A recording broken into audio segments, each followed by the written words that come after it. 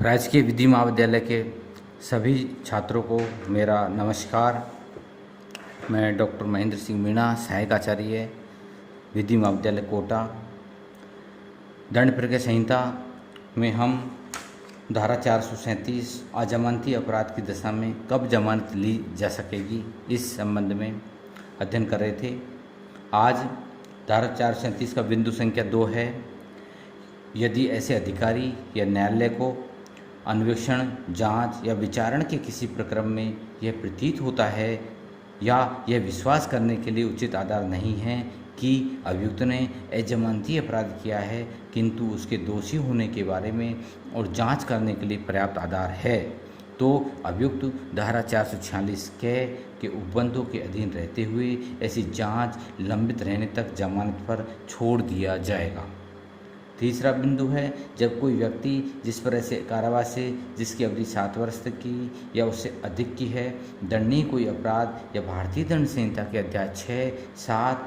6, 16 और 17 के अधीन कोई अपराध करने या ऐसे किसी अपराध का दुष्प्रेरण करने या षड्यंत्र करने या प्रयत्न करने का अभियोग है या संदेह है, उपधारा 1 के अधीन जमानत पर छोड़ा जाता है, तो न्यायालय उसके विरुद्ध निम्नलिखित शर्त आरोपित करेगा कि ऐसा व्यक्ति इस अध्याय के अधीन निष्पादित बंधपत्र की शर्तों के अनुसार हाजिर होगा।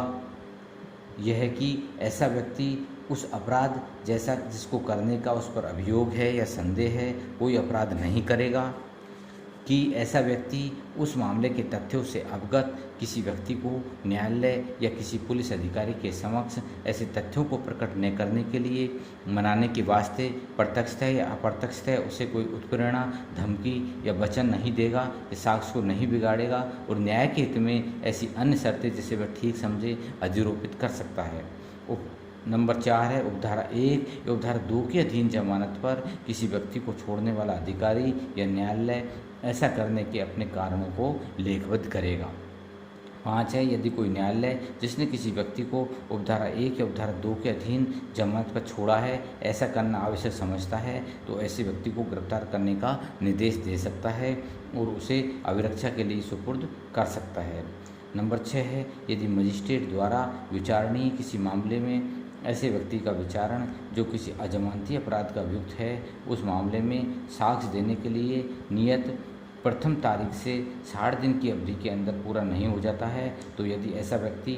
उक्त संपूर्ण अवधि के दौरान अभिरक्षा में रहा है, तो जब तक ऐसे कारणों से जो लेखबद्ध किए जाएंगे मजिस्ट्रेट अंतर निर्देश न दे, वह मजिस्ट्रेट को समाधानप्रद जमानत पर छोड़ दिया जाएगा। नंबर 7, यदि अजमानती अपराध के अभियुक्त व्यक्ति के विचारण के समाप्त हो जाने के पश्चात और निर्णय दिए जाने के पूर्व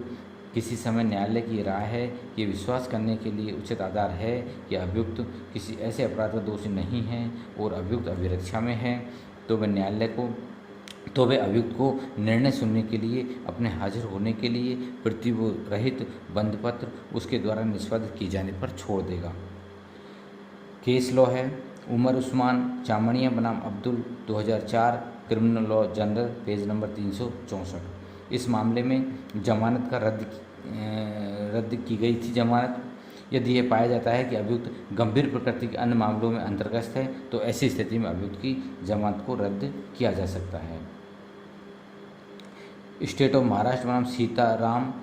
AIR 2004, supreme court, page number 4528। इस मामले में अभियुक्त की दांडिक पूर्वव्रत सदैव इस प्रश्न का अवधारक नहीं है कि क्या जमानत प्रदान किया जाना था, फिर भी उनकी सुसंगति की कुल रूप से उपेक्षा नहीं की जा सकती। अफजल खां बना गुजरात राज्य AIR 2007, उच्चतम न्यायालय के मामले में जमानत सामान्य रूप में इनकार किया जाना चाहिए। अभियुक्त पर आरोप था कि वह आतंकवादी कार्यों में प्रशिक्षित होने के लिए पाकिस्तान गया था। दूसरे अभियुक्त पर आरोप था कि वह धन की व्यवस्था करता था और उसके कब्जे से बहुत बड़ी मात्रा में शस्त्र पाए गए थे। जमानत अस्वीकार की जाने योग्य थी क्योंकि अपीलकर्ता विरुद्ध प्रथम दृष्टया मामला निर्णित हो गया था। धारा 437 के अभियुक्त को उच्चतर अपील न्यायालय के समक्ष उपसंचार होने की अपेक्षा करने के लिए जमानत विचारण के समाप्त होने से पूर्व और अपील के निपटान से पूर्व यथास्थिति अपराध का विचारण करने वाला विचारण न्यायालय या अपील न्यायालय अभियुक्त से यह अपेक्षा कर सकेगा कि जब ऐसा न्यायालय संबंधित न्यायालय के निर्णय के विरुद्ध फाइल की गई किसी अपील या याचिका की बाबत सूचना जारी करे तो उच्चतर न्यायालय के समक्ष उपसंजात होने के लिए प्रतिभूति सहित जमानत पत्र निष्पादित करे और ऐसे बंद पत्र 6 माह तक प्रवृत्त रहेंगे। यदि ऐसा अभियुक्त उपसंजात होने में असफल रहता है तो बंद पत्र समाप्त हो जाएगा और धारा 446 के उपबंध अधीन प्रक्रिया लागू होगी। धारा 438 गिरफ्तारी की आशंका करने वाले व्यक्ति की जमानत स्वीकृत करने के लिए निर्देश। जब किसी व्यक्ति को ये विश्वास करने का कारण है कि हो सकता है कि उसको किसी अजमानती अपराध के किए जाने के अभियोग में गिरफ्तार किया जावे तो वह इस धारा के अधीन निर्देश के लिए उच्च न्यायालय सेशन न्यायालय को आवेदन कर सकता है कि ऐसी गिरफ्तारी की स्थिति में उसको जमानत पर छोड़ दिया जाए। और उच्च न्यायालय अन्य बातों के साथ निम्नलिखित बातों को ध्यान में रखते हुए अर्थात अभियोग की प्रकृति और गंभीरता, आवेदक के पूर्वव्रत जिसमें यह तथ्य है कि क्या उसने किसी संज्ञेय अपराध की बाबत किसी न्यायालय द्वारा सिद्ध दोष पर पहले सजा भुगती है, न्याय से भागने की आवेदक की संभाव्यता, जहां आवेदक द्वारा उसे इस प्रकार गिरफ्तार कराकर क्षति पहुंचाने या अपमान करने के उद्देश्य से अभियोग लगाया गया है, या तो तत्काल आवेदन अस्वीकार करेगा या अग्रिम जमानत मंजूर करने के लिए अंतरिम आदेश देगा। परंतु यह है कि जहां यथास्थिति उच्च न्यायालय या सेशन न्यायालय ने इस उपधारा के अधीन कोई अंतरिम आदेश पारित नहीं किया है या अग्रिम जमानत मंजूर करने के लिए आवेदन को अस्वीकार कर दिया है, वहां किसी पुलिस थाने का भारसक अधिकारी इस बात के लिए मुक्त रहेगा कि ऐसे आवेदन में आशंकित अभियोग के आधार पर आवेदक को बिना वारंट के गिरफ्तार कर सके। जहां न्यायालय उपधारा 1 के अधीन अंतरिम आदेश मंजूर करता है वहां वे तत्काल एक सूचना जो 7 दिन से अन्यून की सूचना न होगी के साथ ऐसे आदेश की एक प्रति न्यायालय द्वारा आवेदन की अंतिम रूप सुनवाई के समय लोक अभियोजक को सुनवाई का युक्तियुक्त अवसर देने की दृष्टि से लोक अभियोजक और पुलिस अधीक्षक को देगा। अग्रिम जमानत चाहने वाले आवेदक की उपस्थिति यदि लोक अभियुक्त द्वारा उसके लिए दिए गए आवेदन पर न्यायालय विचार करता है कि न्याय हेतु में ऐसी उपस्थिति आवश्यक है तो न्यायालय द्वारा आवेदन की अंतिम सुनवाई और अंतिम आदेश पारित करते समय बाध्यकारी होगी। जब उच्च न्यायालय सेशन न्यायालय उपधारा 1 के अधीन निर्देश देता है तब वह उस विशिष्ट मामले के तथ्यों को ध्यान में रखते हुए उन निर्देशों में से ऐसी शर्तें जो वह ठीक समझे सम्मिलित कर सकता है जिनके अंदर निम्नलिखित भी होगी। शर्त नंबर 1 यह है कि यह शर्त कि वह व्यक्ति पुलिस अधिकारी द्वारा पूछे जाने वाले प्रश्नों का उत्तर देने के लिए जैसे और जब अपेक्षित हो उपलब्ध होगा। नंबर 2 यह शर्त कि वह व्यक्ति उस मामले के तथ्यों से अवगत किसी व्यक्ति को न्यायालय या किसी पुलिस अधिकारी के समक्ष ऐसे तथ्यों को प्रकट न करने के लिए मनाने